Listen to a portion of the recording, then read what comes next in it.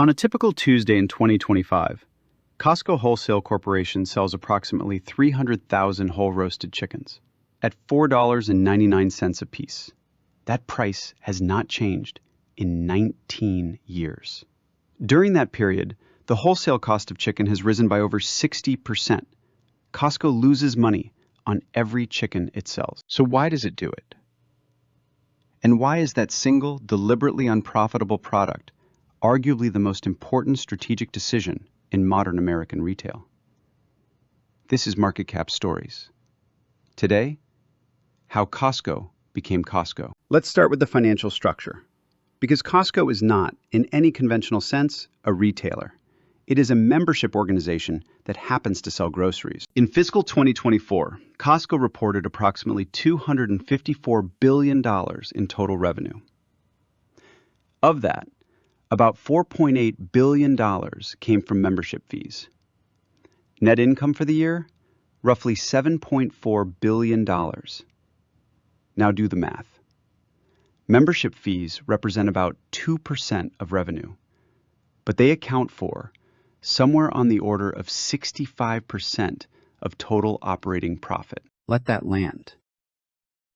Costco runs the merchandise side of the business at near break-even on purpose. Gross margin on merchandise is approximately 11%. For comparison, Walmart runs about 24%. Target, 28%. Whole Foods, around 35%. Costco's margin discipline is so tight that the company has institutional policy capping markup on national brands at 14%, and on its private label, Kirkland Signature, at 15%. What that means, every additional dollar of operating profit is squeezed out of a deliberately narrow merchandise spread.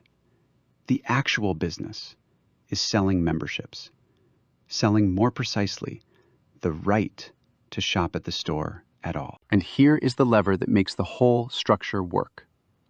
Renewal rate.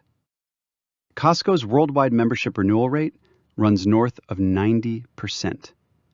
In the United States and Canada, it is approximately 93%. That is a SaaS-level retention rate for a brick-and-mortar warehouse business. In subscription business terms, Costco has solved churn, which means the question that drives every executive decision in Issaquah, Washington, where the company is headquartered, is not how do we sell more product. It is how do we keep the member feeling like the $65 annual fee was a bargain. And it is in that question that the rotisserie chicken lives. You cannot understand Costco without understanding Saul Price. Saul Price was a San Diego lawyer who in 1976 founded Price Club, the first true warehouse membership retailer in the United States. He invented the format. Costco co-founders Jim Sinegal and Jeff Brotman both learned the business working directly under Saul Price. Price's foundational insight was simple and ruthless. Most retailers maximize gross margin per unit. Price proposed maximizing volume per SKU. His store would carry only about 4,000 items, compared to the 40,000 of a conventional supermarket, and would sell each of those items in massive quantities at the thinnest possible margin. The math is brutal. If you sell 100 units of a product at 20% margin, and your competitor sells 10 units of the same product at the same margin, you have 10 times their gross profit. You can therefore afford to drop your margin to 2% and still match their gross profit dollars while undercutting their retail price by 18%. The competitor cannot follow. If they drop margin, they go bankrupt. Saul Price added one more lever: membership. By charging admission, he accomplished two things at once. First, he created a financial buffer that decoupled store profitability from merchandise margin. He could lose money on the floor and still make the year on dues. Second, he created a self-selecting customer base. Members are wealthier, more loyal, more frequent. They shoplift less. They return less. They cost less to serve per dollar of revenue. In 1983, Jim Sinegal and Jeff Brotman opened the first Costco warehouse in Seattle. In 1993, Costco and Price Club merged. Sol Price's model had won. Now we can talk about the chicken. Because the rotisserie chicken is a piece of strategic engineering aimed at a very specific problem. In a membership business, revenue scales with two variables: number of members and number of visits per member. You can grow the first by opening new warehouses. You can grow the second only by giving members a reason to drive across town this week instead of next. The rotisserie chicken solves both halves of that problem. First, it is genuinely cheaper than the equivalent product at any competing retailer. A typical American supermarket sells a roughly 2-pound rotisserie chicken for between $7 and $9. Costco's 3-pound bird sells for $4.99. On a per-pound basis, Costco is roughly half of the market. Second, it is the right product. A hot, prepared, family-sized protein available between 4 and 7 in the evening, every evening, in essentially infinite supply. It collapses the planning horizon of dinner, from this morning to this hour. You can leave work, drive to Costco, and feed a family of 4 for less than $5. In funnel design terms, the chicken is a loss leader, with the specific job of pulling members through the front door on a recurring basis. But, and this is the part everyone misses, it is not just a loss leader. Because of the way Costco lays out its warehouses, the rotisserie chicken is positioned at the deep back left corner of the store. In planogram terms, this is the highest traffic, lowest impulse zone. To get there, every chicken buyer walks past the produce wall, the meat counter, the bakery, and frequently the electronics aisle. Costco internal data, referenced obliquely in public conference calls, indicates that the average rotisserie chicken transaction is part of a basket worth between $50 and $100. In other words, Costco loses 50 cents on the bird and makes $10 or $15 on the rest of the cart. The chicken is not a loss. The chicken is a customer acquisition cost. Recurring, paid in margin dollars, denominated in chicken. Now we get to the most expensive decision Costco has made in the last decade. In 2019, Costco opened a vertically integrated poultry processing plant in Fremont, Nebraska. Total reported investment, approximately $450 million. Annual capacity, around 2 million birds per week. The plant is owned and operated by a wholly owned Costco subsidiary called Lincoln Premium Poultry. It controls every link of the supply chain: feed milling, hatcheries, grower contracts with roughly 100 regional farms, processing, packaging, and distribution. Costco does not buy chicken. Costco raises chicken at cost. The strategic logic is straightforward. If you commit publicly to a $4.99 retail price on a product whose wholesale cost varies with corn futures, you cannot afford to be a price taker in the wholesale market. You have to be your own supplier. You have to internalize the volatility. In financial terms, this is a hedge. Vertical integration converts what would be a variable cost, subject to commodity shocks, supplier monopoly power, and avian flu outbreaks, into a fixed cost. You pay the CapEx up front. You amortize it across roughly 100 million birds a year. Per bird amortization, something on the order of 4 to 5 cents. There is also a quality control argument. By owning the entire production chain, Costco can specify the exact weight, age, feed regime, and processing standard of every bird it sells. The result is the bird Costco wants: consistent, heavy, predictable. The decision has not been without controversy.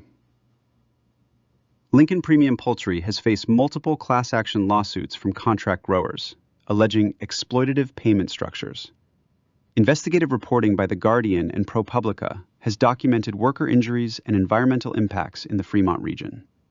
These are real concerns. They are also the cost of the $4.99 price. The chicken is one expression of a much larger pattern. Costco's private label, Kirkland Signature, launched in 1995. Today, Kirkland accounts for an estimated 33% of total Costco sales. Let that figure sit. 1 out of every $3 spent at Costco is on Costco's own brand. If you spun Kirkland off as a standalone company, it would be one of the largest consumer packaged goods brands in the world, roughly competitive in scale with Coca-Cola or Procter & Gamble's flagship lines. But Kirkland is not just a private label. It is a strategic instrument. In every category where Kirkland exists, it functions as a price ceiling on the national brand competitor. If Bounty paper towels are priced at $24.99 and Kirkland paper towels at $16.99, Bounty's ability to raise its wholesale price is constrained by the credible threat that Costco will simply shift more shelf weight to Kirkland. In game theory terms, Kirkland gives Costco a credible commitment device. National brand suppliers know that if they push wholesale prices too high, Costco can and will substitute its own product within a single quarter. This is asymmetric leverage. No conventional grocery retailer has it at this scale. The chicken is a Kirkland product. Of course it is. Every aspect of its production, feed, hatchery, grower contract, processing, is internalized. Every aspect of its pricing, retail dollar, gross loss, attach rate, is calibrated. And every aspect of its place in the membership flywheel, foot traffic, basket size, renewal lift, is measured. Let me try to draw the full flywheel. Because once you see it, you cannot unsee it. 1. Members pay an annual fee. 2. Fee revenue subsidizes near zero merchandise margin. 3. Low merchandise margin enables aggressively low retail prices. 4. Low retail prices increase per member purchase volume and visit frequency. 5. High per SKU volume lowers per unit operating cost, logistics, labor, real estate utilization, CapEx amortization. 6. Lower operating cost enables even lower retail prices. 7. Lower prices reinforce the perception that the membership fee was well spent, which reinforces renewal rate. 8. Higher renewal rate increases the predictability of fee revenue and the willingness to invest CapEx in vertical integration and warehouse expansion. 9. The expansion adds new members and more SKU volume. Loop forever, or at least until the loop breaks. The rotisserie chicken is one specific node in this flywheel. But every signature Costco product, the hot dog, still at $1.50 since 1985, the gasoline sold at near cost to attract drivers, the optical and pharmacy departments, the travel and life insurance services, is a node in the same loop. All of them are deliberately underpriced to maintain the membership value proposition. At this point, the obvious MBA question is, why has Walmart not copied this? Walmart's purchasing power dwarfs Costco's. Walmart's logistics network is the most sophisticated in the world. Walmart owns Sam's Club, which is a direct warehouse membership competitor. And yet, for 30 years, Costco has expanded faster, retained members better, and traded at a higher earnings multiple than its mass retail peers. The answer is structural. Walmart's core business depends on selling 40,000 SKUs at a 24% gross margin to non-members. To migrate the entire Walmart parent business to an 11% margin would be financial suicide.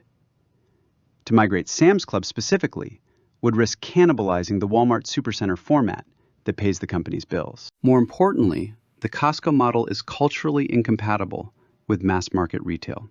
Costco pays its hourly employees roughly $28 an hour on average, significantly above Walmart's hourly rate. It offers stronger health benefits, longer tenure, and a managerial promote-from-within policy. These things are not nice-to-haves.